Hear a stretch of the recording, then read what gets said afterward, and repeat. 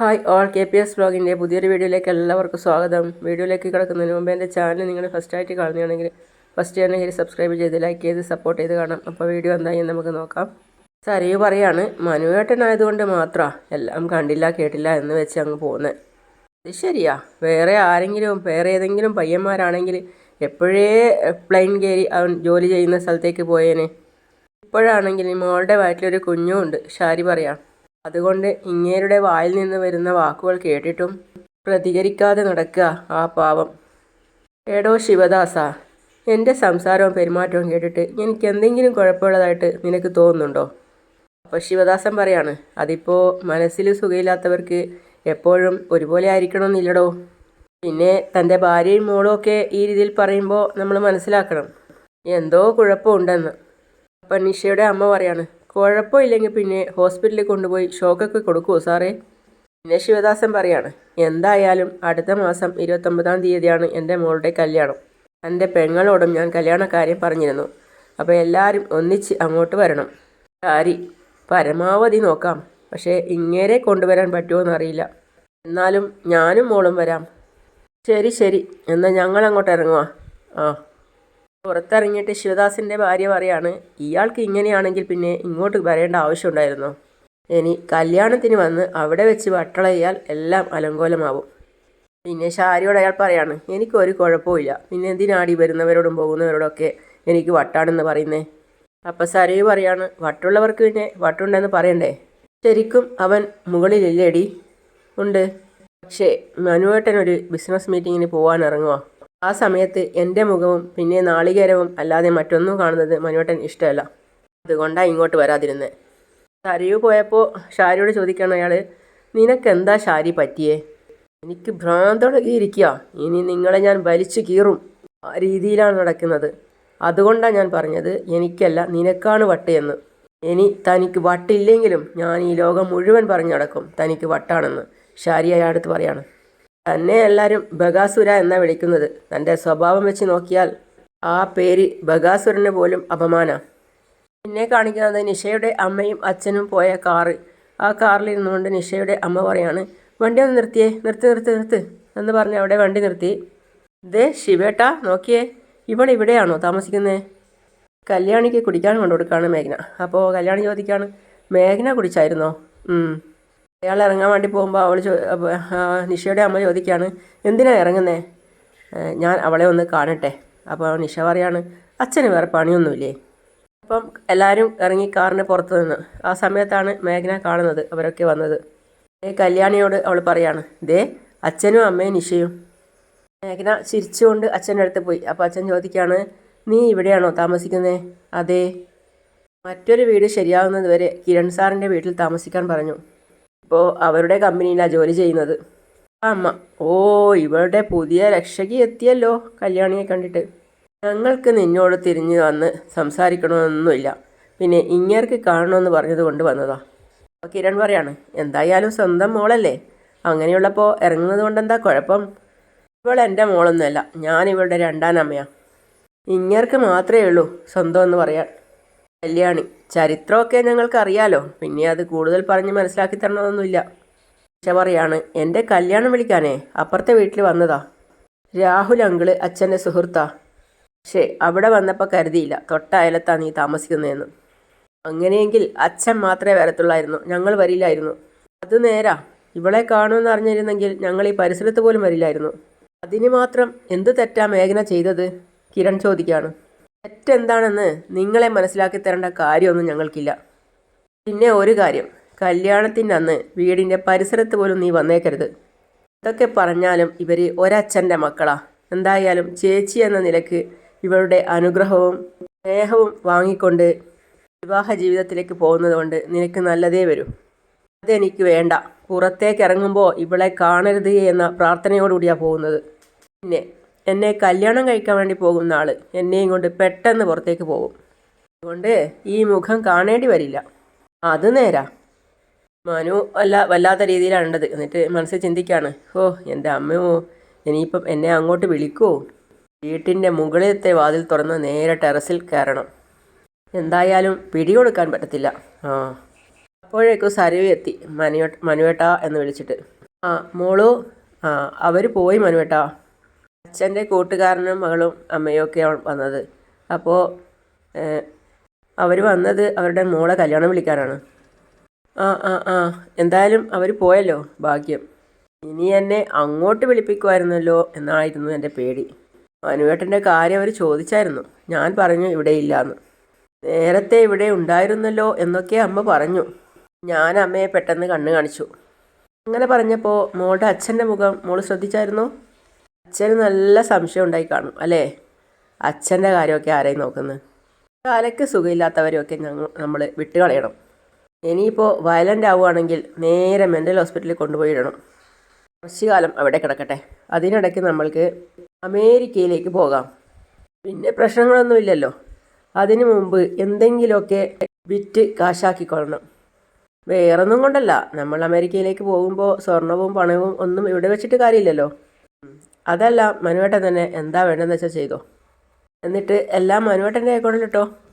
പിന്നെ സ്വർണം വിൽക്കുന്ന കാര്യം പറഞ്ഞപ്പോൾ നേരത്തെ അച്ഛൻ വയലൻ്റായി. അങ്ങേർക്കിപ്പോൾ എന്നെ വിശ്വാസമില്ല. എന്താ കാര്യം എന്നൊന്നും എനിക്കറിയില്ല. കല്യാണം കഴിഞ്ഞാലേ ഭാര്യയ്ക്ക് അച്ഛനെ നോക്കേണ്ട കാര്യമൊന്നുമില്ല. സ്വന്തം ഭർത്താവ് പറയുന്നതാ കേൾക്കേണ്ടത്. എനിക്ക് മനുവേട്ടനെ എന്നേക്കാളും വിശ്വാസമാണ്. അതുകൊണ്ട് മനുവേട്ടൻ എന്ത് ചോദിച്ചാലും ഞാൻ തന്നിരിക്കും. ശരി മോളൂ, എന്നാൽ ഞാൻ പോയിട്ട് വരേ. അങ്ങനെ മനു പോയടത്തു നിന്ന് വീണ്ടും തിരിച്ചു വന്നു. അവളെ കെട്ടിപ്പിടിച്ചൊരു മുത്തമൊക്കെ കൊടുത്തു. അങ്ങനെ മനു താഴേക്ക് ഇറങ്ങി വന്നു. അപ്പോഴാണ് വീണ്ടും അവരെ കാണുന്നത്. അവർ പോയില്ലേ എന്ന് പറഞ്ഞ് അവൻ ഒളിച്ചു നിൽക്കുകയാണ്. അപ്പോഴാണ് രാഹുൽ വന്ന് പുറത്ത് തട്ടുന്നത്. എന്താടാ ഒരു ഒളിച്ചു കളി? ശിവദാസനെയും കുടുംബത്തെയും നിനക്ക് പരിചയമുണ്ടോ? പരിചയമുണ്ടെങ്കിൽ തനിക്കെന്തെങ്കിലും ചെയ്യാൻ പറ്റുമോ? താരയുടെ ജാര. എന്നിട്ട് അയാൾ എന്തേന്ന് ചോദിക്കാൻ പറയാണ്. മനസ്സിലായില്ലേ? താരയുടെ ജാരാന്ന്. ദേ മര്യാദയ്ക്ക് വീട്ടിനകത്ത് കയറിയിരുന്നോ. എൻ്റെ കാര്യത്തിൽ നോക്കാൻ വരരുത്. വീണ്ടും നിഷ പറയാണ്. പറഞ്ഞത് കേട്ടല്ലോ, ആ വീടിൻ്റെ പരിസരത്ത് പോലും വന്നേക്കരുത്. അച്ഛൻ്റെ അമ്മയുടെ സ്വത്തിലേക്കല്ല കണ്ണു വേണ്ടത്. അവർ ജീവിച്ചിരിക്കുമ്പോൾ അവർക്ക് മനസ്സമാധാനം കൊടുക്കേണ്ടത്. പറഞ്ഞത് കേട്ടല്ലോ, ഇങ്ങേർക്ക് നിന്നോട് ചെറിയ സ്നേഹമൊക്കെ ഉണ്ട്. പിന്നെ ഒളിച്ചു നോക്കുന്ന മനുവിനോട് രാഹുൽ പറയാണ്. ഇനിയിപ്പോൾ ഞാനായിട്ട് എന്തെങ്കിലും അറിഞ്ഞാലും ഞാനൊന്നും പറയാൻ പോകുന്നില്ലടാ. എന്തായാലും നിനക്ക് ആ കുടുംബമായിട്ട് എന്തോ ബന്ധമുണ്ടെന്നുള്ള കാര്യം ഉറപ്പാ. എനിക്ക് ആ കുടുംബക്കാരുമായിട്ട് ഒരു ബന്ധവും ഇല്ല. പക്ഷേ എനിക്ക് അറിയാവുന്ന കുടുംബക്കാരെ അവർക്കറിയാം. അപ്പോൾ അത് ശരി. അവർ നിന്നെ കണ്ടാൽ നീ കുടുങ്ങുമോ? അതൊക്കെ തന്നോട് പറയേണ്ട കാര്യമില്ല. അവർ പോയി കഴിഞ്ഞപ്പോൾ കല്യാണി പറയാണ്. മേഘ്ന നീ വാ വാ എന്ന് പറഞ്ഞ് അവളെ അകത്തേക്ക് കൂട്ടിക്കൊണ്ടുപോയി. ഒളിഞ്ഞു നോക്കുന്നത് കിരൺ അപ്പുറത്തുനിന്ന് കാണുന്നുണ്ട്. അപ്പോൾ രാഹുലിനോട് മനു പറയാണ്. അയലത്തെ വീട്ടിൽ നിന്ന് ഒരുത്തൻ ഒളിഞ്ഞു നോക്കുന്നുണ്ട്. അപ്പോൾ ഇനി ഇവിടെ നടന്ന കാര്യങ്ങളൊന്നും അവനോട് പോയി പറയണ്ട. അയാൾ മനസ്സിൽ ചിന്തിക്കുന്നത് വേറെ കാര്യമാണ്. കല്യാണി എന്ന് പറയുന്നവളെ ഇല്ലാതാക്കിയിട്ട് എൻ്റെ മോളെയും ഇവനെയും എങ്ങനെ ഒന്ന് ഒരുമിപ്പിക്കണം എന്നാണ് അയാൾ ചിന്തിക്കുന്നത്. എത്ര ആലോചിച്ചിട്ടും ഒരു പിടിയും കിട്ടുന്നില്ലല്ലോ. പിന്നെ കാർത്തിക ആൽബത്തിൽ ഫോട്ടോ ഒക്കെ സെറ്റാക്കി വെച്ചിട്ട് അവിടെ നിൽക്കുന്നവരോട് പറയാണ്. ഇത് കണ്ട, ഇതെൻ്റെ അനിയത്തിമാരാ, കല്യാണിയും കാദംബരിയും. കല്യാണിക്ക് എൻ്റെ ചായ അല്ലേ? അതെ അതെ. മറ്റേ കൊച്ചിന് അച്ഛൻ്റെയാ അല്ലേ? അതെ, എനിക്കും അങ്ങനെ തന്നെയാണ് തോന്നിയത്. ഇനി ഇവർക്ക് രണ്ടാൾക്കും താഴെ ഒരുത്തനുണ്ട്. അവൻ ജയിലിൽ കിടക്കുക. അവനെപ്പറ്റി എന്തെങ്കിലും അച്ഛൻ പറഞ്ഞിരുന്നോ? ജയിലിലല്ലേ കിടക്കുന്നത്, അതുകൊണ്ട് പറയാനൊരു മടി കാണും. എങ്കിൽ അവനെ കൊണ്ട് പറയിപ്പിക്കണം. അത് ഞാൻ ഏറ്റു. അവൻ്റെ അച്ഛനെ കൊണ്ട് ഞാൻ പറയിപ്പിക്കും. അതൊക്കെ പോട്ടെ, മോളുടെ അമ്മയെ ഇങ്ങോട്ട് കൊണ്ടുവരുന്നില്ലേ? അങ്ങനെ അങ്ങ് കൊണ്ടുവരാൻ പറ്റുമോ? എൻ്റെ അമ്മയെ പ്രകാശൻ കണ്ടാൽ അയാൾക്കെല്ലാം മനസ്സിലാവും. പിന്നെ അയാൾ എൻ്റെ ഡ്രൈവറായിട്ട് തുടരില്ല. അതിൽ ഒരു ത്രില്ലില്ലല്ലോ ഓമനിച്ചി. അയാൾ ഇനിയും ഒരുപാട് മുന്നോട്ട് പോകാനുണ്ട്. അയാളുടെ ജീവിതം ഒന്ന് പച്ച പിടിക്കട്ടെ. അത് കഴിഞ്ഞല്ലേ ഇതിൻ്റെയൊക്കെ ഒരു ക്ലൈമാക്സ്. അല്ല, അനിയത്തിമാരോട് ഇങ്ങനൊരു ചേച്ചി ഉണ്ടെന്നുള്ള കാര്യം പറയണ്ടേ? അതിനുള്ള സമയം ആയി വരുന്നതേ ഉള്ളൂ. എന്തായാലും മനസ്സുകൊണ്ട് നമ്മൾ അടുത്തു കഴിഞ്ഞു ഓമനച്ചി. കല്യാണിയെപ്പോലെ ഒരു അനിയത്തിയെ കിട്ടാൻ ഏത് ചേച്ചിയും ആഗ്രഹിക്കും. എന്തായാലും നാളെ രാവിലെ 4 മണിക്കാ കമ്പനിയുടെ നാട മുറിക്കുന്നത്. ആരാ മോളെ നാട മുറിക്കുന്നത്? അങ്ങനെ നാട മുറിക്കുന്ന ചടങ്ങ് അവൾ കാണുകയാണ്. അതായത് കല്യാണിയോ കാദംബരിയോ ഒക്കെ വന്നിട്ടുണ്ട്, അവളുടെ അമ്മയും വന്നിട്ടുണ്ട്. എന്നിട്ട് അവൾ പറയാണ്, ഇനി അമ്മ വിളക്ക് തെളിയിച്ചോളൂ. ഇനി കിരൺ കൊളുത്തട്ടെ. അല്ല, മേഡം തന്നെ കൊളുത്തട്ടെ. ഞാൻ അവസാനം കൊളുത്താം, പക്ഷേ ഇപ്പോൾ കിരൺ കൊളുത്ത്. അങ്ങനെ കല്യാണിയോ കാദംബരിയോ കാർത്തികയോ കിരണോ ഒക്കെ കൊളുത്തതിന് ശേഷം അവിടെ നിന്നിരുന്ന അവരോടൊക്കെ കൊളുത്താൻ പറഞ്ഞിട്ട് എല്ലാവരും വിളക്ക് കൊളുത്തി. കാർത്തിക തന്നെ എല്ലാവർക്കും സ്വീറ്റ്സൊക്കെ കൊടുത്ത്. എന്നിട്ട് കാർത്തിക പറയാണ്, എൻ്റെ ആവശ്യമായിരുന്നു ഈ സമയത്ത് ഉദ്ഘാടനം നടത്തണമെന്ന് കിരണിനോട് പറയാണ്. ഇതാണ് ഏറ്റവും നല്ല മുഹൂർത്തം. ഇനിയിപ്പോൾ രാവിലെ നടത്തുന്നത് വെറും ഒരു ചടങ്ങ് മാത്രമാണ്. കിരൺ പറയാണ്, ഞങ്ങൾക്ക് കുറച്ച് തിരക്കുണ്ട്, അതിൽ പങ്കെടുത്തില്ലെങ്കിലും കുഴപ്പമൊന്നുമില്ലല്ലോ. ഇല്ല, മെയിനായിട്ടുള്ള ഈ ചടങ്ങിന് എത്തിയല്ലോ, അതും ഇത്ര നേരത്തെ. അത് പിന്നെ ഞങ്ങൾ നേരത്തെ വരണമല്ലോ. ഈ ഇൻറ്റീരിയറൊക്കെ ചെയ്തത് ഇവളല്ലേ. അത് മാത്രമല്ല, ഇനി വലിയൊരു കൺസ്ട്രക്ഷനും കൂടി ഞങ്ങളെ ഏൽപ്പിച്ചല്ലോ. അമ്മയ്ക്ക് ഇൻറ്റീരിയറൊക്കെ ഇഷ്ടപ്പെട്ടോ? ഇൻറ്റീരിയറും ഇഷ്ടപ്പെട്ടു, അതിങ്ങനെ മോടി പിടിപ്പിച്ച ആളെയും ഇഷ്ടപ്പെട്ടു. പറഞ്ഞതുപോലെ അമ്മ കല്യാണിയെയും കിരണിയെയും കാദംബരിയൊക്കെ ആദ്യമായിട്ടാണല്ലോ കാണുന്നത്. കണ്ടില്ലെങ്കിലും മോള് പറഞ്ഞിട്ട് ഒരുപാട് അറിയാം.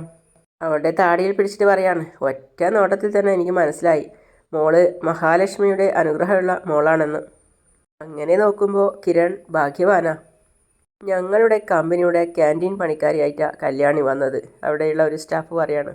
ആദ്യ കൂടിക്കാഴ്ചയിൽ തന്നെ മേഡം പറഞ്ഞതുപോലെ കല്യാണി ഭാഗ്യവും കൊണ്ടാണ് വന്നതെന്ന് മനസ്സിലാക്കിയ ആളാ കിരൺ സാറ്. അതൊക്കെ പോട്ടെ, മേഡത്തിൻ്റെ ഫാമിലിയെക്കുറിച്ചൊന്നും പറഞ്ഞില്ലല്ലോ, കിരൺ ചോദിക്കുകയാണ്. എങ്ങനെ പറയാനാ, അതിന് എൻ്റെ കഴുത്തിൽ താലിയുണ്ടോ? ഞാൻ വിവാഹം കഴിച്ചിട്ടില്ല കിരണേ. അതിനുള്ള സമയം കഴിഞ്ഞല്ലോ മേഡം. സമയമൊന്നും കഴിഞ്ഞിട്ടില്ല. അപ്പോൾ അമ്മ പറയാണ്, സമയമൊക്കെ കഴിഞ്ഞു. പിന്നെ ബിസിനസ്സുമായിട്ടുള്ള ഓട്ടത്തിൽ അത് മറന്നുപോയി എന്നാണ് പറയേണ്ടത്. സാരമില്ല അമ്മേ, നമ്മൾ മേഡത്തിന് വേണ്ടിയിട്ട് നല്ലൊരു പയ്യനെ കണ്ടെത്തിക്കൊള്ളാം, കിരൺ പറഞ്ഞു. കല്യാണിയും പറഞ്ഞു, അതെ അതെ. അവൾ മനസ്സിൽ ചിന്തിക്കുകയാണ്, എനിക്കെൻ്റെ വിവാഹത്തേക്കാൾ മറ്റ് പലതും ചെയ്യാനുണ്ട്. പിന്നെ കാണിക്കുന്നത് കിരണിൻ്റെ അമ്മയാണ്. കല്യാണിയുടെ അമ്മ. കല്യാണിയും കിരണും കാദംബരിയും ഒക്കെ അവിടേക്ക് വരികയാണ്. ഉദ്ഘാടനമൊക്കെ കഴിഞ്ഞായിരുന്നോ? കഴിഞ്ഞ അമ്മേ. പക്ഷേ ഇതാ പത്രത്തിൽ പരസ്യമൊക്കെ വന്നിട്ടുണ്ട്, പക്ഷേ അതിൽ 10 മണിക്കാണ് ഉദ്ഘാടനം എന്നാണ് കാണിക്കുന്നത്. എല്ലാവരെയും ക്ഷണിച്ചുകൊണ്ടുള്ള ഉദ്ഘാടനം 10 മണിക്കാണ്. എന്നാൽ ഇന്നത്തെ ഏറ്റവും നല്ല സമയം വെളുപ്പിന് 4 മണിയായതുകൊണ്ട് കാർത്തിക ചേച്ചിയുടെ അമ്മയെ കൊണ്ട് നാട മുറിപ്പിച്ചു. പിന്നെ ഞങ്ങളെല്ലാവരും കൂടിയാണ് വിളക്ക് കത്തിച്ചത്. കിരൺ പറയാണ്, ഉള്ളത് പറയാലോ അമ്മേ, കാർത്തിക എന്ന പെൺകുട്ടിയെ കാണുമ്പോൾ എനിക്ക് ഇവളെയാണ് ഓർമ്മ വരുന്നത്. കല്യാണി കാണിച്ചിട്ട് പറയാണ്. പിന്നെ എവിടെയോ ഇവളുടെ ഒരു ചായയുണ്ട് അവൾക്ക്. ഏതാണ്ട് സ്വഭാവം ഇവളെപ്പോലെ ഒക്കെ തന്നെയാണ്. അതല്ല, കാർത്തിക ചേച്ചി ഒരുപാട് ബോൾഡാ. നീയും ഇപ്പോൾ നല്ല ബോൾഡല്ലേ? നമ്പരി പറയാണ്, അത് ശരിയാ, പഴയ കല്യാണിയേ അല്ല നീ ഇപ്പോൾ. ആരുടെ മുമ്പിലും തല ഉയർത്തിപ്പിടിച്ച് സംസാരിക്കാനുള്ള തൻ്റെ ഇടം നിനക്കുണ്ട്. അത് ശരിയാ. ഇവൾ സംസാരിക്കാൻ തുടങ്ങിയാൽ പിന്നെ എവിടെയും മൗനമായിട്ട് നിൽക്കാറേയില്ല. സംസാരശേഷി നഷ്ടപ്പെട്ടാലോ എന്നുള്ളൊരു ഭയം കൊണ്ട് ഇത്രയും കാലം കരുതി വച്ചിരിക്കുന്നത് മുഴുവൻ പുറത്തു കൊണ്ടുവരിക. എന്ന് വെച്ച് പറയാൻ പാടില്ലാത്തതൊന്നും ഞാൻ പറയാറില്ല. പറയാനുള്ളതെല്ലാം കൂടുതൽ പറയുകയും ചെയ്യും. അപ്പോൾ അമ്മ ചോദിക്കുകയാണ്, അല്ല ഇനി 10 മണിക്ക് പോകുന്നുണ്ടോ? അല്ലമ്മേ, ഞങ്ങൾക്ക് ഇത്തിരി തിരക്കുണ്ടെന്ന് പറഞ്ഞിട്ടുണ്ട്. പിന്നെ 10 മണിക്ക് ഞങ്ങൾ ചെല്ലണമെന്ന് അവർ നിർബന്ധിച്ചിട്ടുമില്ല. ഇവളുടെ ഇൻറ്റീരിയൽ വർക്കൊക്കെ അവർക്ക് നന്നായിട്ട് ഇഷ്ടപ്പെട്ടു. ഇനിയിപ്പോൾ അച്ചാറും ചമ്മന്തിപ്പൊടിയും ആട്ടയൊക്കെ അവിടുന്ന് വാങ്ങിക്കാമെന്നാണ് നമ്മൾ തീരുമാനിച്ചിട്ടുള്ളത്. കിരൺ പറയാണ്, ചെന്നൈയിൽ പേരെടുത്ത കമ്പനിയാണ്, ആ പരസ്യം ഒന്ന് നോക്കട്ടെ. പിന്നെ ഒറ്റയ്ക്ക് വളർന്ന പെൺകുട്ടിയാണ് അവർ, കല്യാണമൊന്നും കഴിച്ചിട്ടില്ല. അതുകൊണ്ട് അവരുടെ പേര് തന്നെയാണ് കമ്പനിക്ക് ചേരുന്നത്. ഇതുകൂടാതെ അവർക്ക് ചെന്നൈയിൽ കാറ്ററിങ്ങും ഉണ്ട്. അതിന് ലക്ഷ്മി കാറ്ററിംഗ് എന്നാണ് പേരിട്ടിരിക്കുന്നത്, അവരുടെ അമ്മയുടെ പേര്. ഇവിടെ നല്ലൊരു പ്ലോട്ടൊക്കെ നോക്കിയിട്ട് ഒരു വീട് കൺസ്ട്രക്റ്റ് ചെയ്യാനുണ്ടെന്ന് പറഞ്ഞു. ആ ജോലിയും ഞങ്ങളെ ഏൽപ്പിച്ചിരിക്കുന്നത്. ഏതായാലും അത് ഭംഗിയായിട്ട് ചെയ്തു കൊടുക്കണം. നല്ല നല്ല കസ്റ്റമേഴ്സിനെ ഒന്നും നമ്മൾ വിടാൻ പാടില്ല. കാദംബരി പറയാണ്, കല്യാണിയാണ് അവിടുത്തെ ഇൻറ്റീരിയർ ഡിസൈനൊക്കെ ചെയ്തത്. കിരൺ സാറും ഒരു വർക്ക് ചെയ്യുന്നുണ്ട്. അവർ രണ്ടുപേരെയും വിളിച്ചതിൻ്റെ കൂടെ എന്നെ എന്തിനാണ് വിളിച്ചതെന്ന് അറിയില്ല. അപ്പോൾ കല്യാണി പറയാണ്, ചേച്ചി എൻ്റെ സ്വന്തം ചേച്ചിയാണെന്നറിയാം, അതുകൊണ്ടായിരിക്കും വരണമെന്ന് പറഞ്ഞത്. എന്തായാലും നല്ല സ്വഭാവമുള്ള കൂട്ടത്തിലാണ്. ആ അമ്മയുടെ മുഖത്തും ഉണ്ട് നല്ല ഐശ്വര്യം, അല്ലേ ചേച്ചി? അതെ അതെ. പിന്നെ പ്രകാശൻ വന്ന് അവിടെ ചെയ്ത വർക്കൊക്കെ കണ്ട് നല്ല അത്ഭുതത്തോടു കൂടി നോക്കുകയാണ്. അങ്ങനെയാണ് ഇന്നത്തെ ഭാഗം അവസാനിക്കുന്നത്. അടുത്ത വീഡിയോ ആയിട്ട് ഞാൻ ഉടൻ വരുന്നതാണ്. അതുവരേക്കും ബൈ ബൈ.